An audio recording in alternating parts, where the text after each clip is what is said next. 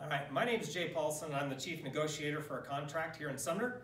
And today we're dealing with new legislative compensation 101. So we're going to talk about the old and then the new. And we can see the old is the salary schedule that most of us have been teaching a long time, or maybe I should say all of us that have been teaching a long time. This is what we've always dealt with. We've always dealt with the SAM, which is called Salary Allocation Model, that comes from the state. And it was broken into years from 0 down to 16 and moving across by education, starting out with the bachelor's columns, moving over to the master's columns. So that's what we've always been dealing with. The way the SAM has been paid is if somebody is in the cell right here in the middle, then basically the school district says, hey state, we've got this many teachers at that cell, and they basically bill the state. The state then sends the money to the district gives us the money, and that's how we get paid. Okay, over here on the new side, we've got nothing, okay, because that means we get to create this. What we're doing right now is addressing the $1.4 billion that has now come into education as a result of the McCleary decision. If we kind of rewind a little ways back to the beginning of this year in terms of January, December-ish, the legislators came up with an amount, said, okay, we're going to raise amounts. You can only bargain up to about 3.1%. And that was kind of an ironclad number. And then what we were trying to do is figure out other ways that we can work in compensation. Well, recently, the legislation has also the legislation has also input another $1 billion. So that's where we get up to the $1.4 billion number. Now, there is some little legal tug-of-war going on in terms of, are we still limited to 3.1, or is it now opened up?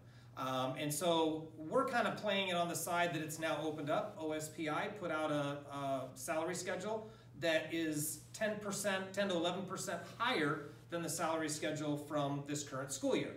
So looking at that as a basis, that doesn't mean we're now no longer restricted.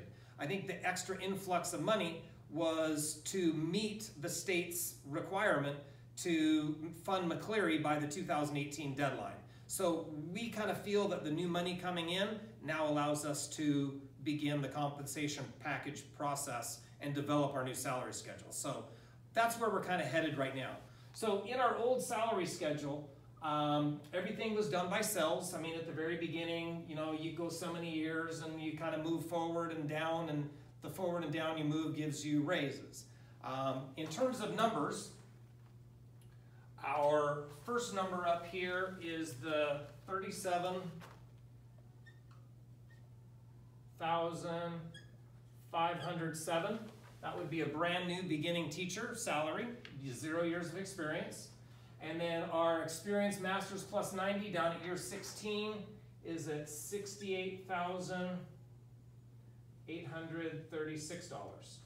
And so that's our first two guidelines that we're going to kind of look at here, and that'll be compared as we move over to the new salary schedule. When we start talking about the new salary schedule, here are the two main pieces that come out of the salary schedule. Okay, the first piece is that we have a $45,651 minimum. We can develop any schedule we want. However, our minimum salary is going to be this in the Sumner School District. This is also inclusive of our 12% regional adjustment. The regional adjustment means the higher level of your housing, you get more of a percentage. You move this more towards Seattle and up north, and it moves from 12% to 18% to even a 24% in a couple areas. We are at 12%.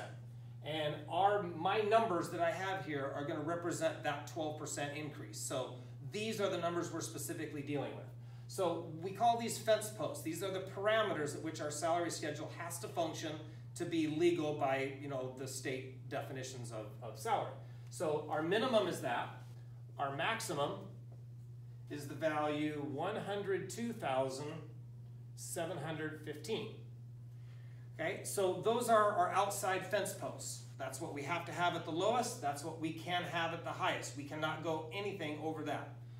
Both of these salary schedules are not inclusive of TRI. We're leaving TRI totally out of it. I'll talk about TRI when we're done with this part right here. Well, another salary increase is that a new teacher, so these are the new teachers right here, that would be BA plus 0, brand new beginning teachers. After 5 years, they have to be 10% higher than that. So after 5 years of teaching, their amount would be $50,216. Okay, so that's where they have to be. So that's another one of our fence posts. These are the minimum requirements, the maximum requirements, and this is the minimum after 5 years that they would have to be. Okay, now, the difficult piece on our salary proposal here from the state is that they're paying on an average. Our average that Sumner School District will get is $73,042. Okay, so what that means, okay, is that the Sumner School District will receive this amount of money per teacher. Okay, it doesn't matter what your years of service are, what your education is, this is the amount per teacher. Okay, and at first glance, that looks like a pretty nice little amount right there. Well, when we look at that, again, this is the average. So if you think about an average as like a teeter-totter, and everybody was standing here on the average, okay, we'd all be good. However, we have beginning teachers over here, we have experienced teachers over here. In order to keep that average, we'd have to have an equal amount of people over here that we do over on this side as well. Okay, and so as we go through and analyze that, okay, that's totally different than this over here. Okay, so again, the SAM, okay, what we're leaving now, every cell was paid for by the state. What the state's doing now is they're saying, all right, Sumner, you have about 600 teachers, so if we just assume 600 is our number, they're going to take this number times 600, that's what our district will get. What they've done then is they've left us the job of trying to figure out how to organize that, how to pay for it. Okay, so here's the next part of what we have to deal with. So we're dealing with an average. Okay, this is what the state has dumped in our lap and left us to solve. Okay, here's the issue that we have. Okay, starting in this year, in the BA plus 0 column, we have 30 teachers, 14 in the plus 15, 19, 31, 70, one teacher in the BA plus 45, and then we go over to the master's side where we have 66 teachers, 97 teachers, and in our last column, 264 teachers.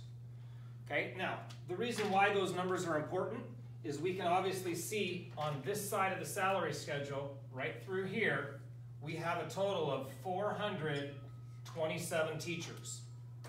Okay, when we look over here at the average, okay, we're not being funded 427 teachers at these upper levels. That means when we are looking at this, we have more people over on this side substantially. Again, 600 teachers, that's more than 2/3 of our teachers are over on this side. And what that's going to do is that's going to disrupt the balance of our being here. And so we're no longer going to be balanced. What that really means also is that very, very few teachers would even be able to receive this amount. We could not have all 427 teachers at that amount right there. We would not be able to make it anywhere through in terms of our averaging process. We need to have a salary schedule that the district can afford to pay.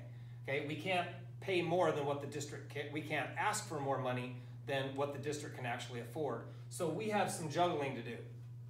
Again, fence posts here, notice the new fence posts. One of the concerns that we always get is am I going to lose money on the new bargain?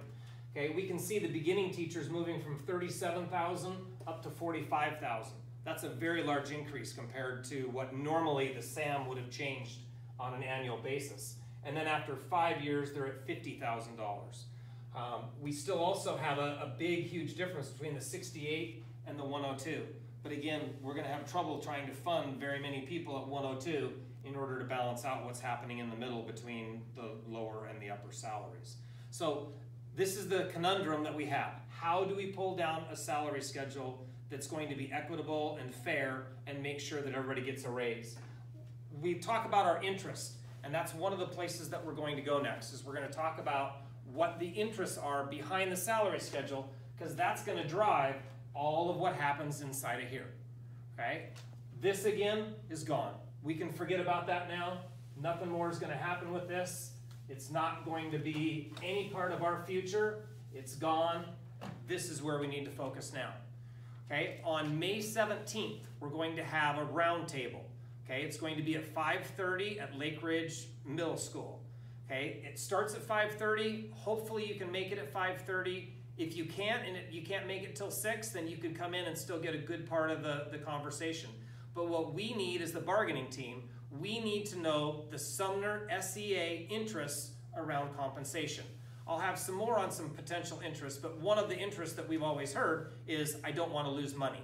And so that's one of the things that we definitely need to know. We need to make sure that nobody loses money on the new compensation.